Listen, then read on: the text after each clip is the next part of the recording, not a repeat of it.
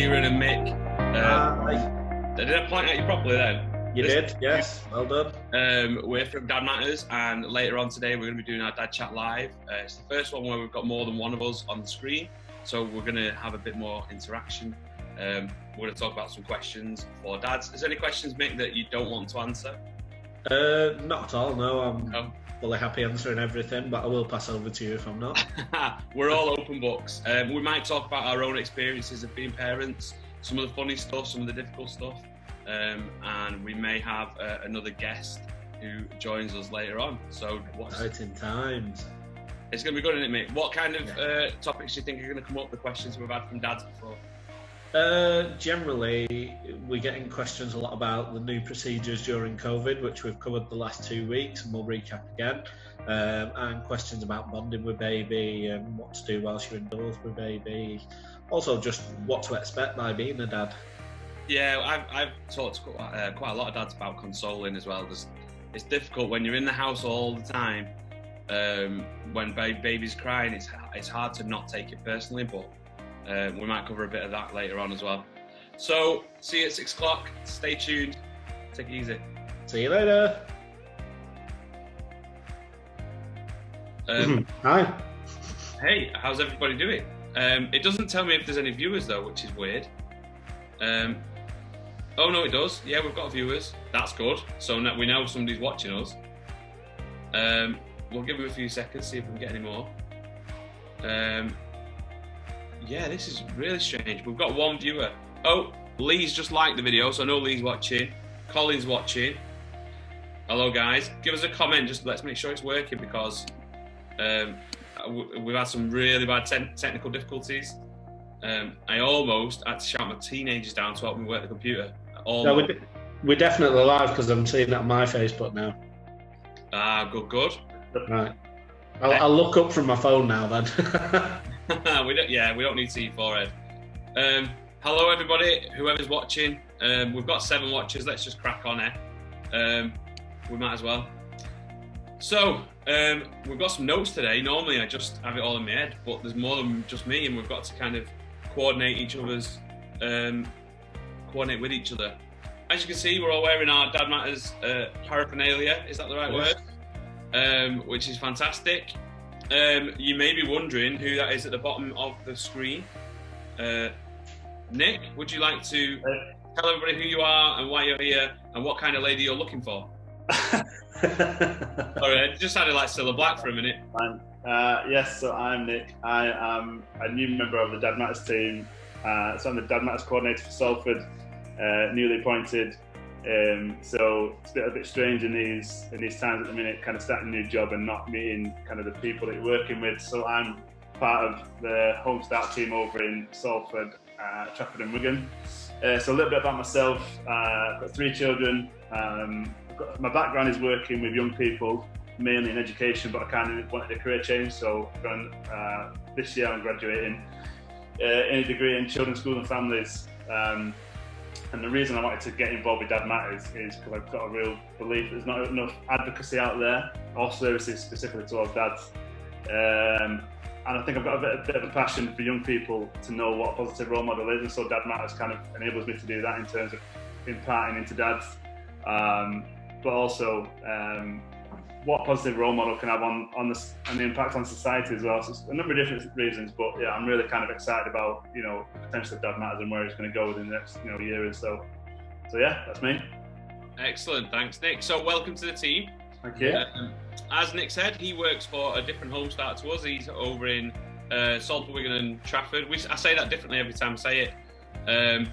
And they've got some funding through their Salford CCG for a whole year for Nick to work over there and try and implement the Dad Matters programme for the whole of Salford. So we're really glad to have him on board. Nick had volunteered for us for a bit, and you were one of our first volunteers to deliver Dad Chats thing, weren't you? So over in North Manchester, yeah. Yeah, so how was that experience, the training and the application? Training was good, just to kind of know what to expect. But I think the biggest fear is actually just walking in and kind of seeing how many people are going to be there. So I think on the first one, I think there was only 2 or 3 dads. So I thought, that's quite easy. And then the second one I went to, there was about 9 or 10 or 11. So that was kind of like, a much bigger kind of experience. You know, and I've delivered, you know, group stuff before, but not in this kind of setting, and you just don't know kind of what interaction you're going to get with the dad. So it's kind of knowing kind of what you're going to say and have enough. You know, have too much than not enough. Yeah.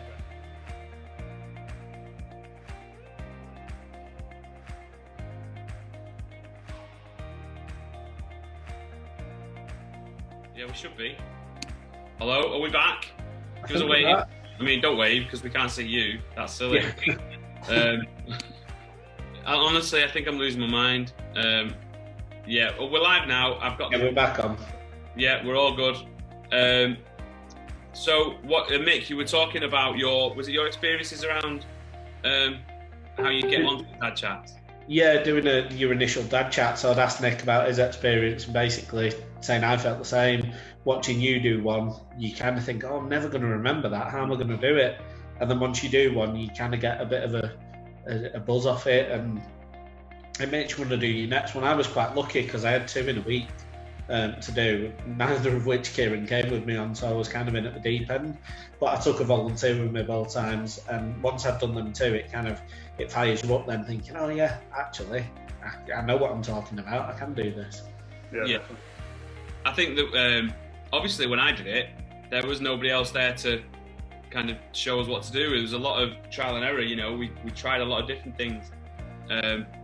We started off by trying to deliver some kind of presentation to the whole antenatal class with mums there, which was okay, but the dads really wanted something else, you know, so it developed over quite a while, and it's nerve-wracking. Even now, you never know what's going to come up or what those dads are going to say or ask about, but being confident that you can find the answer because of the network of professionals that we work with, that's kind of how I feel about it now. I've got to the point. Yeah, I mean, one of the questions I got asked actually was, what happens if I'm travelling somewhere and my wife's waters break? I was like, just said panic, just panic. No, I just obviously that was a question. I was like, you know, probably. It's not. The answer is not travel too far, but yeah. Yeah. Some of the questions can be what you would class as someone who's asking it might think, oh, is it a daft question? I had one that say, did we just turn up on the due date?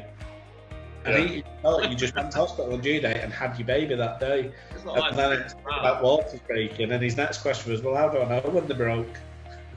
Yeah. And you know, why would we know any of the answers to those questions? Exactly, yeah.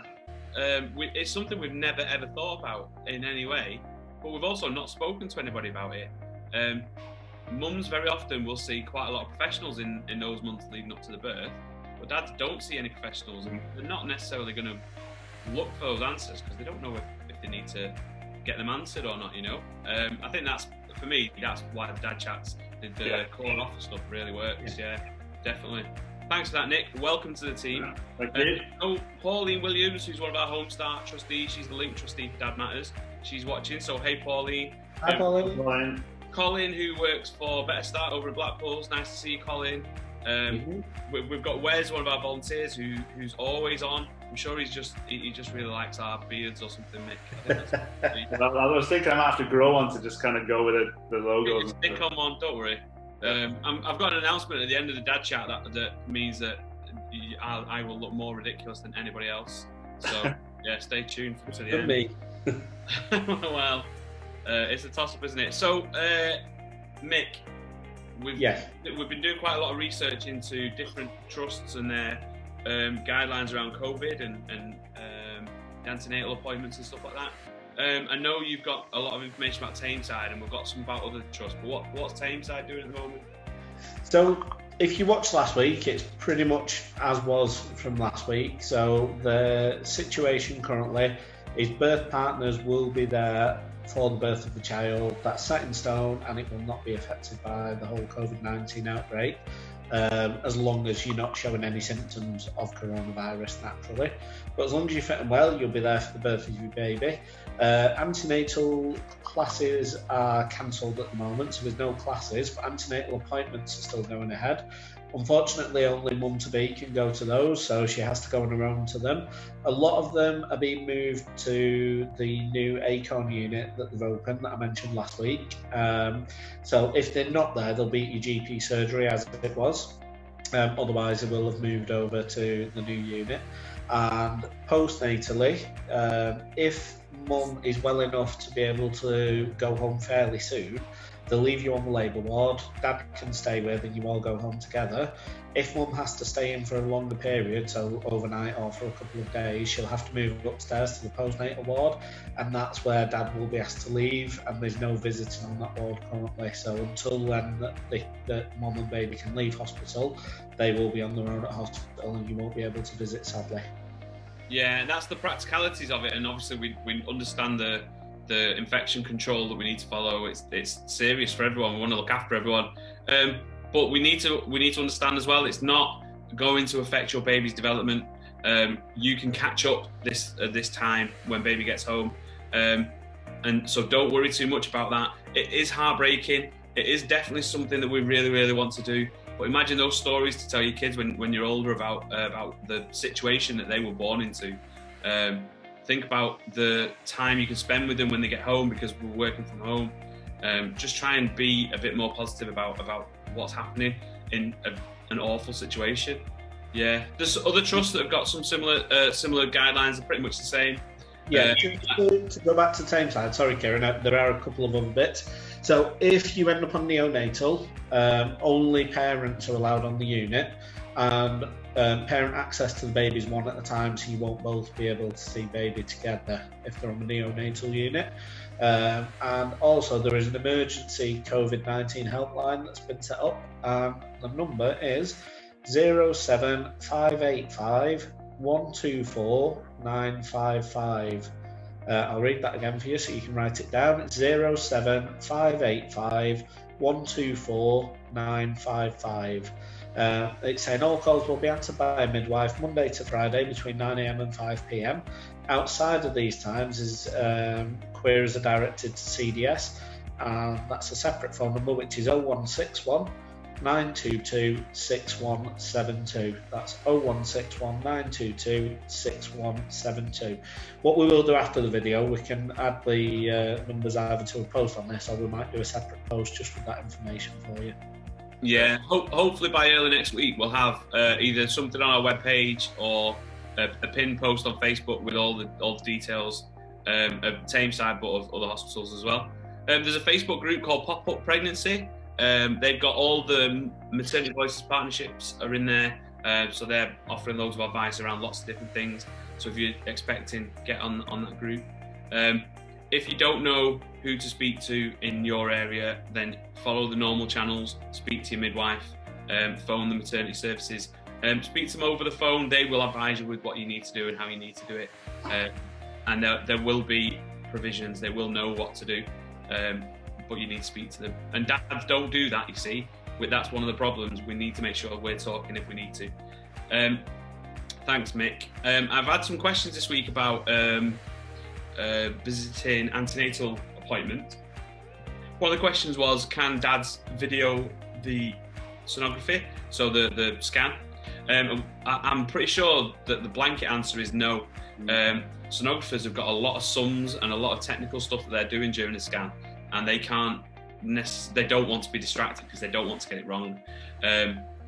And so they're saying no. There may be other issues around that as well. I know Bolton are giving scan pictures for free, so mums can get the scan pictures to show dad. A lot of dads are staying in the car, and mums coming straight out and to dads with the pictures. Also, if you want to share that gender reveal, the sonographers will write down the gender of your baby, put it in an envelope, and you can share that with your partner, with your family, with siblings. So you can do that as well. If you need to speak about it, if it's really bothering you and you really want to get it off your chest, then contact us. We're at the end of the phone or we're at the end of an email. Don't be shy. Is there anything else you want to add to that, Mick? No, I think that's everything. Hopefully we'll have more on other hospitals. It's only Tameside we've got the info at the moment, but we'll try and get the info for all our hospitals and just keep updating that as regular as possible on Facebook. Yeah, the info is pretty much the same. I think that's the thing. Yeah. So I've spoken to Bolton, Stockport. They're all very similar. I think we're expecting an email tomorrow from Oldham with their details. So yeah, we'll keep everyone up to date. So one thing we needed to talk about was keeping yourself okay, safe, sane in this weird situation that we've all found ourselves in. The thing I'm really struggling with is getting up in the morning, because as soon as I open my eyes, it feels like a weekend. And I'm forcing myself out of bed, get in the shower and do something. And I was off work last week. I had a week off with my little one, she's 13. And it felt really good to have the time off. It came to this week and it's thrown me completely. And I think sometimes getting a routine in times like this is really important, isn't it? We need to make sure that we are doing the things that keep us healthy, keep us happy. But there's loads of restraints around that as well. So if you've got any ideas, what's helping you, let us know. We'll share it on our Facebook page. If you've got videos of you doing stuff with your kids, if you've got pictures of your kids doing really nice stuff with you, send them in to us. We want to share it. We want to show people, normalise the situation, because everybody's in the situation. If you're really struggling, there are still people out there helping. Pretty much all of the health services are on call. You can get phone call conversations and consultations. So third sector organisations as well, like Mind. Andy's Man Club are looking to do something for new dads, which is great. Sorry, not dads, men, which is great. We're also looking at IAPT, which is the Adult Mental Health Services in each area. They're also taking referrals still and doing consultations over the phone. I spoke to a dad a couple of weeks ago who had his consultation last week. If you're a dad of an under 2, you need to make sure you tell them, because you'll get priority in Greater Manchester for mental health services. So it's really important you do that. There's also the Parent Infant Mental Health Services, or the Early Attachment Services. They're still working and taking referrals. And the perinatal mental health team and obviously all the crisis teams are still working. So make sure that you're following those guidance. If you're struggling, contact us. We will try to point you in the right direction. And if we don't know straight away, we'll get back to you and let you know. But be safe and be well. So Nick, yeah, I was going to ask you about how you covered it a little bit, but what is volunteering like? Can you give us a bit of an overview of what it was like from when you decided to start volunteering, or when you applied, what you had to do, and how it all worked out to the point where you delivered a dad chat for us? Yeah, so I applied, got in touch with Kieran on Facebook, and he emailed me an application form, just basically an application form, obviously who I was, a bit of the background, why I wanted to volunteer, and how many hours I could give for the month as well. But I know that for a dad matters volunteer, we only ask for 30 minutes to an hour in a month. So I think that the majority of dads could offer that. I know we've all got visualised and things, but 30 minutes to an hour. And so then from filling in the application form, obviously I had the DBS that came through, because we only did DBS checked. And then we had a training session where I met some other volunteers as well. Kieran led a training session talking about different things that we'll go through in the dad chat, like attachment and what that means, mental health, what it looks like, and also about services and how important they are for everybody, and what those services are and how they can help. And then from there, it was a case of waiting for Kieran to let me know when the hospital had some antenatal classes. So then I went to North Manchester, met with Kieran, shadowed Kieran to see how he did it, made a few notes, and then the next time I went, Kieran kind of watched me deliver one. Came in at a couple of points just to add some things that I'd missed, but then from there I did my own, and so I've done 3 on my own by myself, which have been great. Loved them, and they've got easier each time as well. So yeah. Oh no, it's brilliant. And you were the first volunteer to deliver a dad chat, which is fantastic. Yeah. And you're the first volunteer to become a member of the Dad Matters team, and Home Start over in Salford and Trafford and Wigan. I think they feel really lucky to be able to deliver this over there as well. It's amazing. We've got a lot of volunteers now, haven't we? We've got a third of our volunteers are still waiting for DBS or to finish the training. A third of them are ready to go, but obviously we can't do groups now. and the other third are kind of just sort of feeling it out, still doing the shadowing, still kind of working out between themselves. If you want to volunteer for us, let us know. Definitely. 30 minutes a month is the minimum we ask for. The training is about 3 hours, but we can offer extra training on top of that. So if you're really interested, particularly in parent and infant mental health, we can offer training alongside volunteering for that. You don't have to run groups. We also are looking for outreach volunteers, and they're basically just going chatting to dads in an outreach clinic, in an antenatal clinic. Get hold of us, we'll send you an application pack. If you fancy it, just send it back to us and we'll get the ball rolling. From start to finish, it takes about 5 to 6 weeks, and then you just do some shadowing and you're ready to go. Thank you very much if you do volunteer, it's amazing. Yeah. Thanks for that. On the subject of our volunteers, we've got Wes, who's always watching. He's the first to deliver outreach as well now. Last time we did outreach, technically I was on annual leave, so I took Agnes and let her run riot so that Wes was on his own. And he delivered outreach. So we do that at weigh-in clinics, antenatal clinics, dad stay and play groups, various areas that we do that in as well. We've got quite a lot of volunteers, because I've come in post as well for Tameside. Most of the volunteers at Tameside are Rochdale focused at the minute, but now obviously we've got Nick, so anyone in Salford that wants to volunteer, that would be fabulous. You'll have Nick to be your coordinator, he'll take you under his wing. He's got loads of experience now himself, so it'd be awesome.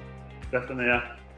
Definitely. One of the things that we always get asked by other people is, on our outreach or on our groups, are we doing a play and stay, or do we advertise it and try and get dads into it?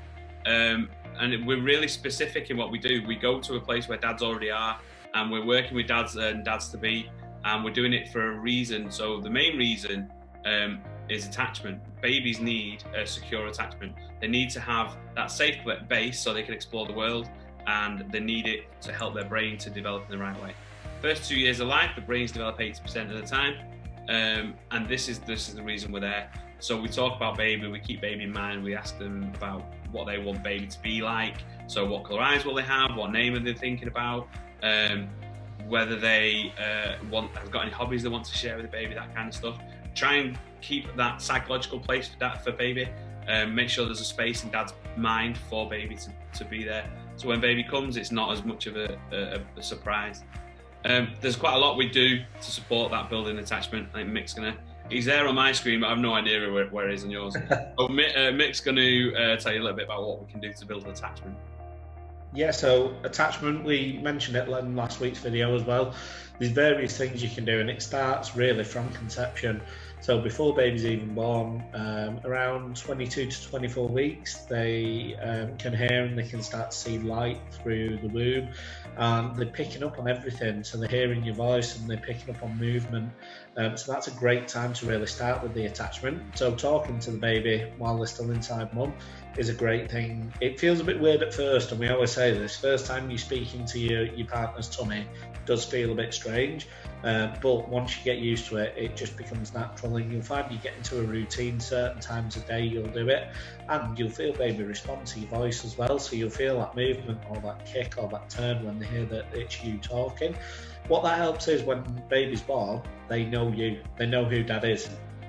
They're going to come out instinctively looking for a caregiver. They know they've got mum, so it's actually knowing that dad's there as well, so they'll be looking for dad, and they'll recognise you by your voice. They may even recognise your outline to some extent, but it's more vocal, and it will be great for that one because they know it's you, so they'll instantly want to bond even more with you. Once baby is here, skin to skin is the next major step for bonding with baby. So if you don't know what skin to skin is, it's as it sounds, basically putting baby on your skin. So you won't have the top on at the time. You may see pictures of your mates with a baby thinking, why have we got no top on? But it's exactly because they're doing skin to skin. So you get your top off, get baby onto your chest, and that creates a really good bond for both you and baby. There's a real good exchange of hormones between you when this happens, and it really helps to calm baby down as well. It helps them to regulate their body temperature, which is something babies struggle with. It even helps them sort out their emotions a little bit in the brain as well, because they start to relax a little bit. Benefits when it goes forward, it can lead to reducing eczema, asthma, allergies, all those kind of things. So it's a really good thing to do early on, because if you get that right early on, it starts to build that bond, and they've got that connection with you as well.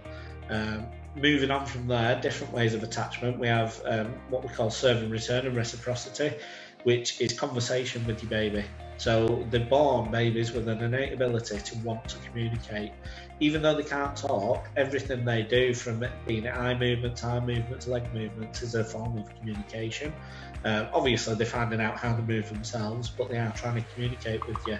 So if you can talk to baby and tell them what you're doing, that's a really good thing. But leave little gaps. So ask questions and have it as though you're having a conversation with your baby. Should daddy wash the pots now? I'll wash the pots, give mummy a break. What do you think? Leave a little gap then. Baby they might wiggle, they might move their arm, they might just make a little sound. That's their response to you, and it's building up that communication for them as they move forward.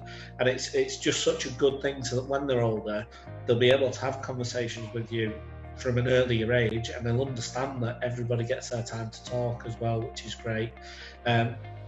When they've got this attachment with you, as they grow older, it makes them a more confident person as well. So because they know they're attached to you, they know they've got a safe base to come back to. Mum and dad is their safe place, so they can go off and explore, be it the playground, the sandpit, be it further than that, going to work, going to school, everything like that, they feel more confident with, because they know that mum and dad are there and they can come back to you when they need to. Okay. Kieran, you're on mute. I muted it because I was on my phone looking at the feed who commented. Karen Williams, it's very nice to see you on our feed. Thank you. Dads, go and follow the Tameside MVP. We also have Mark Williams on. Mark is an honorary dad champion. He's got one of our t-shirts. He is one of the leading advocates for dad's mental health in the country, and he's a top bloke. So if you can follow him, it's Fathers Reaching Out on Facebook. He's a great guy to follow as well. We did have Leeds dads on earlier on. Errol, nice to see you. They did a chat last night in Leeds, so go on and look at their video. They're great as well. I think we're going to have a dad joke off at some point in the next few months with Leeds dad, Blackpool, Better Start, and some of the other dads groups around. So yeah, I'm sure we'll win this. I've got the ability. Terrible, yeah. So that'll be good. It's great to see you guys. Thank you very much for coming along. One of the things that we wanted to talk about, obviously we've talked about attachment there, but it's about that brain development, isn't it? So every experience your baby has that's positive builds a positive brain connection, and every positive brain connection builds a blueprint for the rest of their life. You're building the brain and how that brain works for when they're a toddler, when they're a teenager, when they're an adult. So the more we can do that's positive for our babies, that's what we need.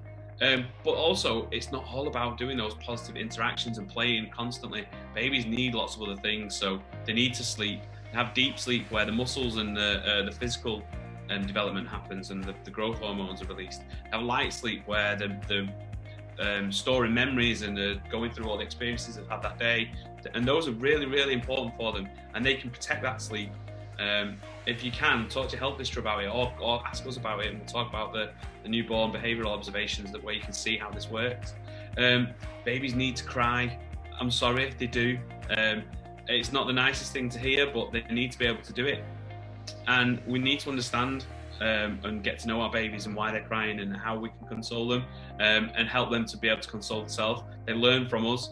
They learn how we're consoling them, and then they feel safer because we're around, and then we're going to react to them when we need to. So all of that, everything that Mick and Nick, this is really bad.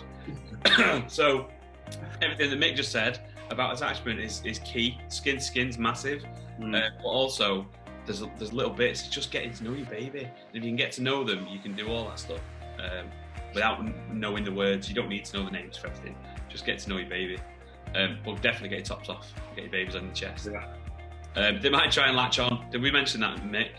It definitely happens, yeah. They might try and latch on. That just means that they feel comfortable with you. You know, if they feel comfortable with you and safe with you, and they feel like they're feeding, maybe, you know, that's what they're going to do. Some babies suck for comfort. Well, that's all right. They're being comforted, being consoled. They might be hungry, so you can, you know that you've got to go and sort something out for feeding them. So it's good. all that. I think that's covered everything we wanted to talk about that there, mate. We've got notes tonight. This is the first time ever.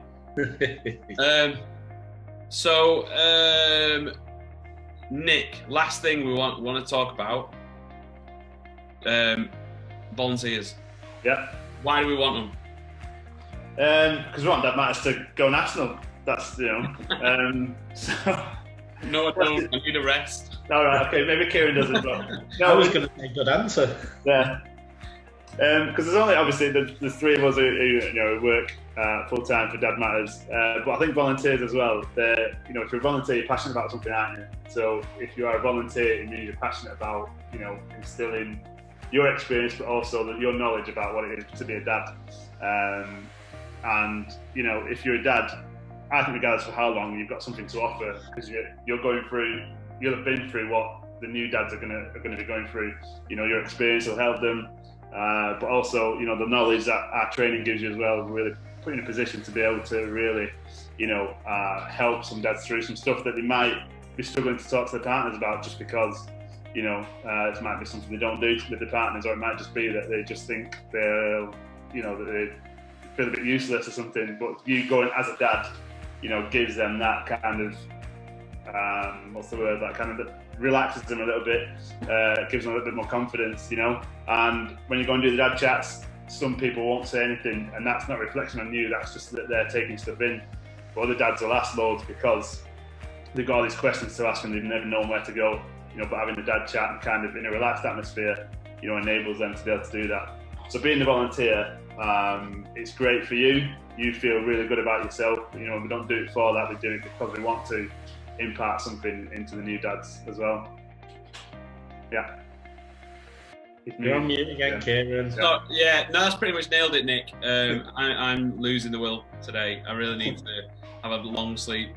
Thank you, Nick, for that. That's pretty much everything we want from a dad. It's peer support, dads, dads, the whole Homestart ethos. Everyone out there who's from Homestart, you know what we're on about. Family supporting families is key to everything that we do, and having dads support dads is key to supporting dads.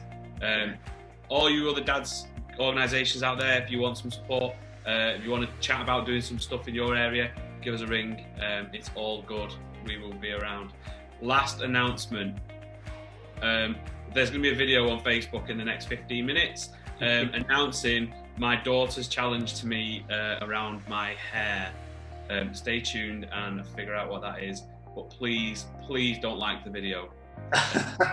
Don't like it or share it. That's not your challenge, it's Facebook's challenge. So all our followers, everybody on Facebook needs to watch and like this video. Absolutely. I wanted to mention Homestart actually. So all the Homestarts are still working, still supporting vulnerable families. If you've got a few quid you can spare, they would really appreciate those donations right now. All the Homestarts have got Just Giving pages. Homestart hosts have got home. I think it's Just Giving. Go to the websites. They're the best places to go for all those Homestarts. We're still working. We've got volunteers supporting families over phones. We're supporting food banks and food parcels. Supporting the most vulnerable families in the society. So give them a helping hand if you can. And you know where we are. Take it easy. Great. Until next time. See you later. I don't know how to end this meeting now.